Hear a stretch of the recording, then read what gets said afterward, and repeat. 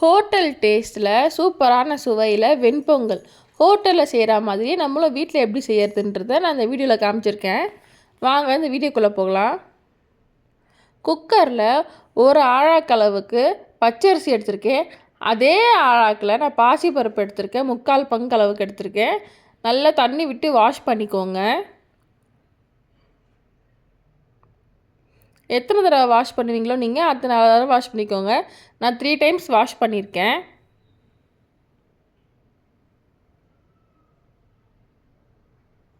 Wash பண்ணி எடுத்த அரிசியில் நான் பாதி அளவுக்கு தண்ணி விட்டுருக்கேன். தண்ணி ஊற்றுனதுக்கப்புறமா நான் பெருங்காயத்தூள் போட்டுக்கோங்க. ஒரு 1/4 ஸ்பூன் அளவுக்கு பெருங்காயத்தூள் போட்டுக்கோங்க.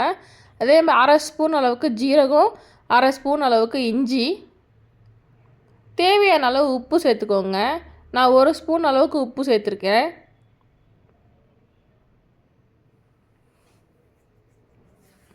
இப்போ குக்கரில் கொஞ்சமாக எண்ணெய் விட்டுக்கலாம். அப்போ தான் பொங்கி மேலே ஊற்றாமல் இருக்கும்.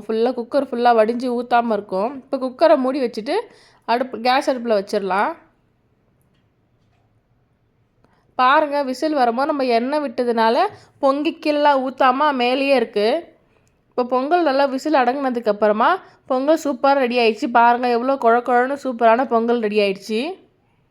இப்போ இதுக்கு நம்ம ஒரு தாளிப்பு கொடுத்துடலாம். தாளிப்பு கரண்டி வச்சு கொஞ்சமாக நெய் விட்டுக்கோங்க. நெய் விட்ட அதே அளவுக்கு எண்ணெய் விட்டுக்கோங்க. நான் சமையல் எண்ணெய் தான் யூஸ் பண்ணியிருக்கேன்.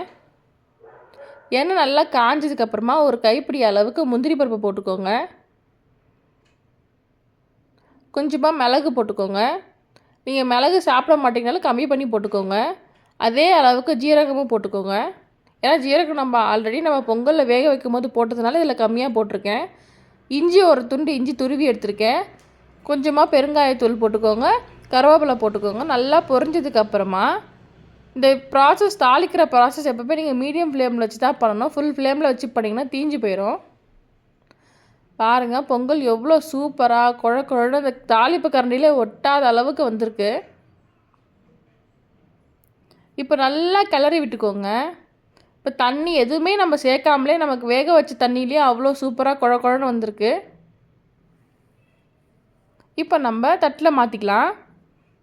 பாருங்கள், கரண்டியில் ஒட்டாமல் வந்திருக்கு. நீங்களும் செஞ்சு பார்த்துட்டு எப்படி இருக்குதுன்னு கமெண்ட் பண்ணுங்கள். உங்களுக்கு இந்த வீடியோ பிடிச்சிருந்தா சப்ஸ்கிரைப் பண்ணுங்கள், லைக் பண்ணுங்கள். செஞ்சு பார்த்துட்டு எப்படி இருக்குதுன்னு எனக்கு சொல்லுங்கள்.